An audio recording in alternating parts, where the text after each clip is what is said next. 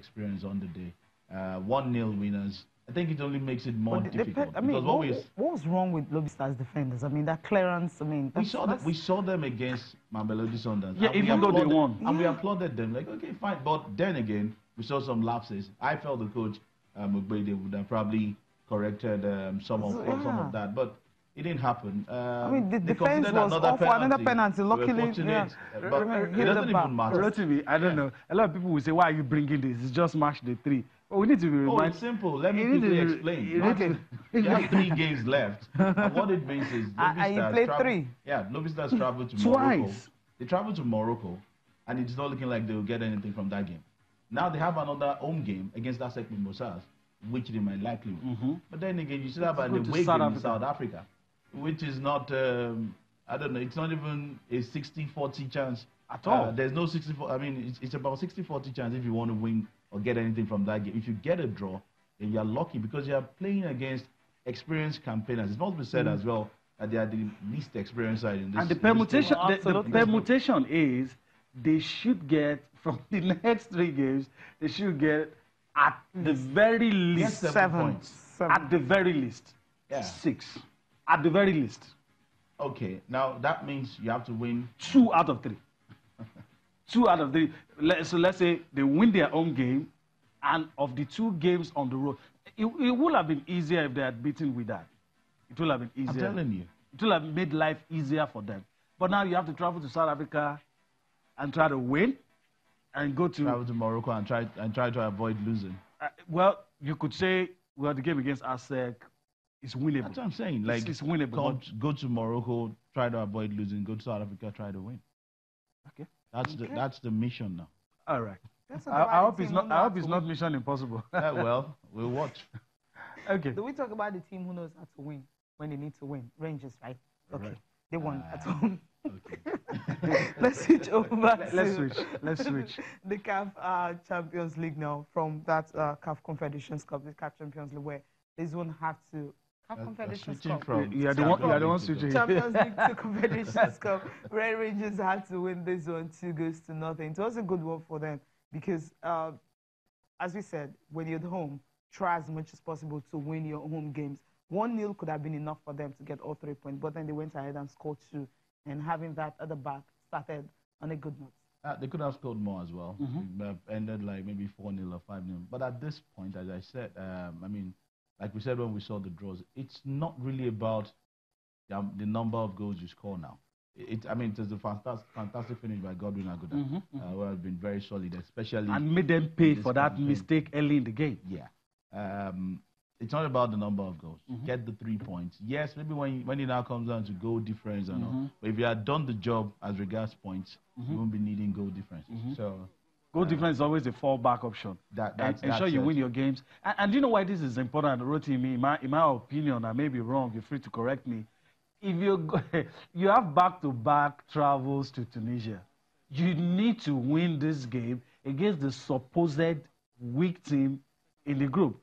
And it's back-to-back travels to Tunisia, and if we get 1 point out of 6, or maybe 2, okay, let me just say 2 or 4 out of 6, I mean, immediately I'll say we have qualified.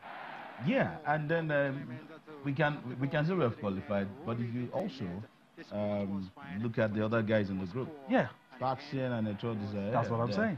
A big side. So even if we assume, it might sound harsh that Rangers might not get anything away at Tunisia, do your job at home. Salitas can be beaten away from home. That's just the truth. So you can set for your on that permutation. That's 12 points. That's 12 points. So I'm not saying you shouldn't go into the Tunisian games with the aim of getting something. But I'm just saying, based on analysis and all of that. Maybe precedence. Even if you maybe precedence, even if you get to lose, win your own games and go to Burkina Faso at most avoid a defeat. That's 10 points. And on a normal day, 10 points. 10 points should do the job for you. So that's it again. Our own Rangers leading now, but it's just match day 1, though. But that's it. The Flying Antelopes. Enjoy this while last. If we last, hopefully. But at the end of the group phase, I'm happy. If Rangers can be in 1 or 2, I would be very glad. But like you said, after that draw, seeing these two Tunisian sides, sent shivers. Because Faxian, it was a derby. We went to Etoile du Sahel in court and won. Wow. So Etoile du Sahel probably want to go back to Faxian and cancel them out. And then they cancel each other bring out the long king. Nigerian side, Burkina Faso side. We must make we amends. have Godwin Aguda. Come on, he has scored 6 goals now. I mean, he I'm can. not saying we give don't us have goal. Godwin. I'm talking about the team another as a player whole. wasn't scored. I mean, Yeah, he scored you know, it's not as if this guy scored goals, so we aren't just going to go to Tunisia and they just roll over. No, I think it's going to be hard for them. They will need to work very hard, and I trust they might just. Have you covered a game before in North Africa? It's usually there's more to the 90 minutes game, and that's what probably gets our team. We want to have a nice game as usual. That's what I'm saying. Maybe it's all part of the. Game at 1 it's all part of the script. 1 p.m. Okay. All right. Okay, we need to move on now, and Rotimi, let's take a look at what is happening on the domestic scene. Yesterday, we also had 12 matches, but we had 10, and the reason why we had 10, those two teams were not on the continent. So let's take a look at the result. Let's start with Group A, and Rotimi, just run us through the stories. MFM, I mean, they're good at home, we know. Defeated Wiki Tourists, Eimba, 2-0 over Rivers United. No surprises there as well. Although we heard that it was close, though. Rivers haven't lost. They finally losing the game. I think I like that. Sunshine, Remo. hedge past Remo. Yeah, this was more like a Southwest derby. Yeah. I mean, Shagam originally.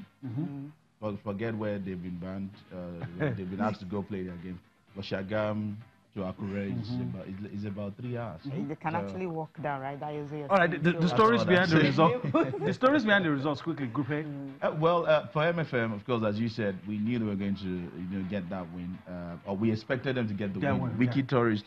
But I think the last time they were travelers in court was about 3-4 seasons ago. Since then, nothing. So I'm not surprised MFM won that. Eimba needed to get back to winning ways. It's not been a good start so far to their bridge campaign. And the story about not playing the game in Aba, you have to go to Calabar to play because the pitch is not in good condition and all of that.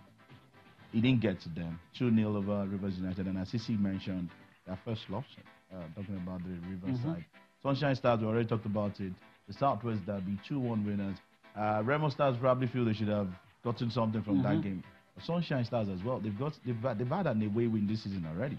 So it looks like when they did their overhauling last season, it's working for them so far, especially in this abridged version. So kudos to Sunshine Stars. For Katsina United, of course, you're welcoming their new side, but they're welcoming Niger Tornadoes, who particularly are not good travelers, despite the fact that they're season campaigners. So 3-1, I think it's just fair. Yeah, I love this. If you ask me, my game of the week is the last one there, Abia Warriors. But Rotimi, Elkanami Warriors, Yobe Desert Stars. Yeah. Aqua United. Finally. Yeah. You know, the joke about this game was that Go Round were promised 3 million naira. Of course. If they get a win in Rio. And then they got 3-0. I mean, would they still get to be paid? Because there was a 3 somewhere. There was a 3 somewhere. They should be minus 3 million from what they're supposed to earn. No, that's just zero. You get you 3 was involved. 3 was involved. Yeah. So you have to minus 3 from the 3 million. Why you so you get nil. Anyway. I love the fact that Everton have finally getting a win and all that. But Aqua United, yeah, they did a good job. They needed this. They needed this and they got it. We said it here the last time. They need to start winning their own games and start getting results away from them. Absolutely. Yes, Go Round, maybe not. We also heard that the Riot Act was read. Maybe it had to be. Yeah, maybe that was. Maybe they watched us. Was it last week? You know, it had to, because you can't have such superstars or quality players now. Let's put it that way in your squad, and you are struggling in a group that has Go Round, that has Nasarawa, that has Kada Stars. No. It's not an excuse. So 3-0 they had to win. El Kanemi as well, beating Yobe Desert Stars. El Kanemi, because when they are at home, it's very difficult for them to drop points. Kano Pillars 3-0 winners over Asara United. I felt Nasarawa would probably give them a good run for their money. But when you're playing in that Kano stadium, a lot of teams in Nigeria are not used to such atmosphere. So it's only okay that Kano Pillars won. Probably the most disappointing game was Gombe United, Pt.2 United. I felt by Kaba with what you have, after putting up a decent performance against Akwa United on the road, you should go to Gombe and at least show your, like we use in local parlance, seniority. But it didn't happen against Gombe United. It got a point, so it got a point, but I know in my Kaba would be very, very disappointed in the fact that they didn't go out there to get the maximum 3 points. And then, as you said, game of the weekend, FC Feinba, yet to concede, yet to lose. Front runners, and everything changed thanks to their neighbors, Abia Warriors. Yes, the story was it was a packed house. You had the team, is it proprietor? Yeah, he was there. He was there in the stands. Maybe the pressure or something. I wouldn't know. Probably they were trying. Yeah, probably they were trying. First, I mean, the opening 3 minutes. Probably they were trying to impress. I'm just saying, Probably. from the players is not good enough. Maybe they were trying to impress and all of that, and then they got distracted a bit, and then Abia Warriors took advantage. Abia Warriors also getting an away win. So far, I think in the last 3-4 weekends, we've had at least one away win. Every time, which is very cool. Yeah, I think it's a deviation from what we got a weekend where you have 1-0, 1-0, 1-0, and now we are having 3-0 and 3-2 and 2-1 victories. Okay. Just before we go, since everybody's going to play 12 matches, we're already at the halfway point. So if everybody's playing 20 something games. Okay, 22. Yeah, 22. Okay. You know what? We'll get back to that because we need to go on a break now. Of course, we'll show you the table when we return from that break. And of course, I think what's happening in England, and Manchester United and Manchester City got wins under their belt over the weekend. So we're going for that break. Come back for more.